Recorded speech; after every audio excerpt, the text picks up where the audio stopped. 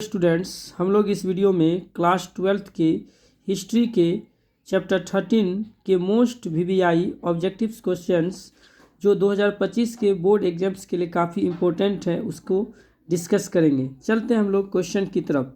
पहला क्वेश्चन है कि द्वितीय विश्व युद्ध कब आरंभ हुआ? तो कब हुआ था? तो 1 सितंबर 1939 को। जय हिंद का नारा किसने दिया था? तो जय हिंद का नारा दिया था सुभाष चंद्र बोस ने। भारतीय राष्ट्रीय कांग्रेस की प्रथम महिला अध्यक्ष कौन थी? तो कौन थी? Annie Besant. भगत सिंह को फांसी कब दी गई थी? तो दी गई थी 23 मार्च 1931 को। जालियांवाला बाग कब हुआ था? तो 13 अप्रैल 1919 को। रॉलेट एक्ट किस वर्ष पारित हुआ था? तो रॉलेट एक्ट 1919 को। 1942 में कौन सा आंदोलन हुआ? तो 1942 में भारत छोड़ो आंदोलन।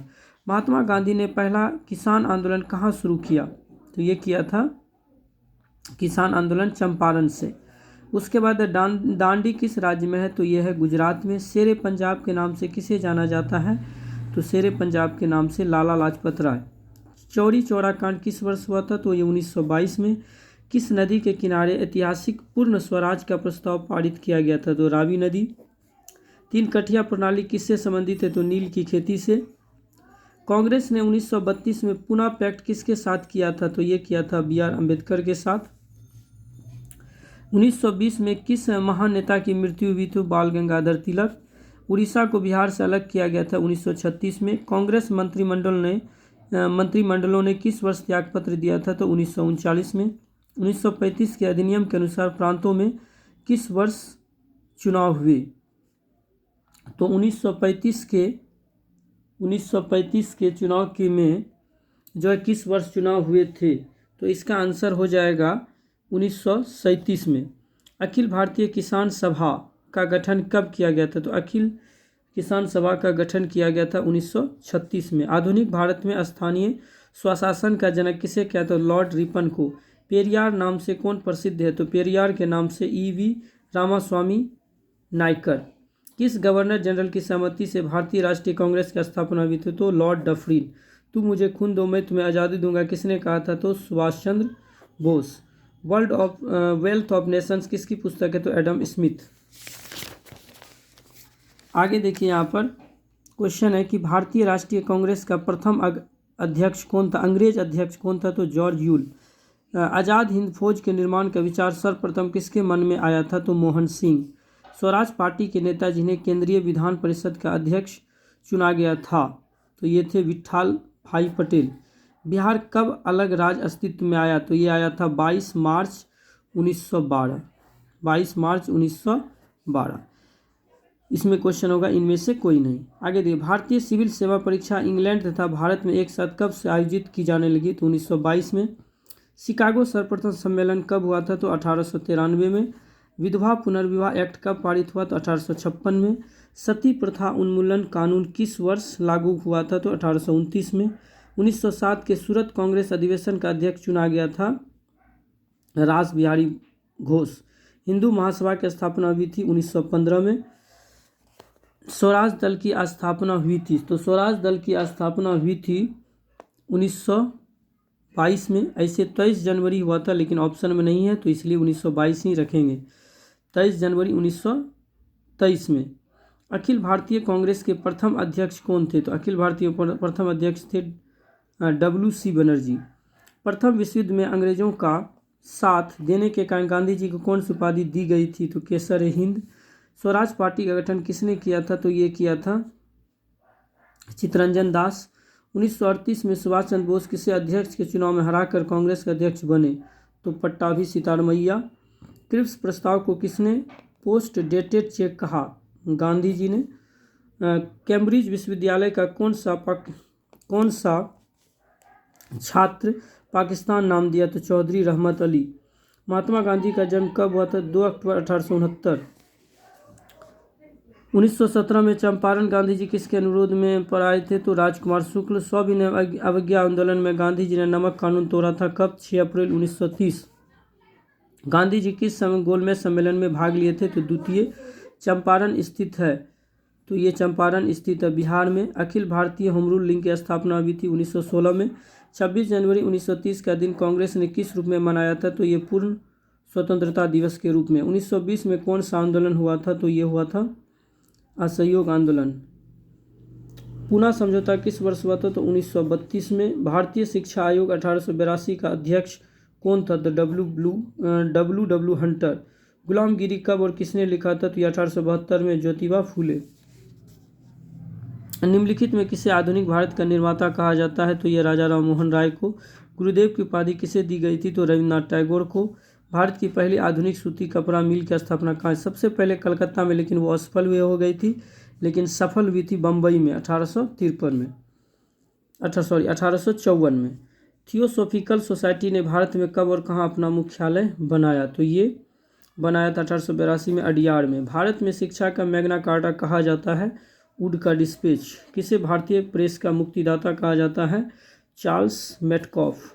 अलीगढ़ आंदोलन के जनक कौन थे? तो सर सैयद अहमद खां। विधवा विवाह के प्रबल समर्थक कौन थे? तो ईश्वर चंद्र विद्यासागर। सत्यशोधक समाज की स्थापना की थी, किसने किया था? तो ज्योतिबा फूले।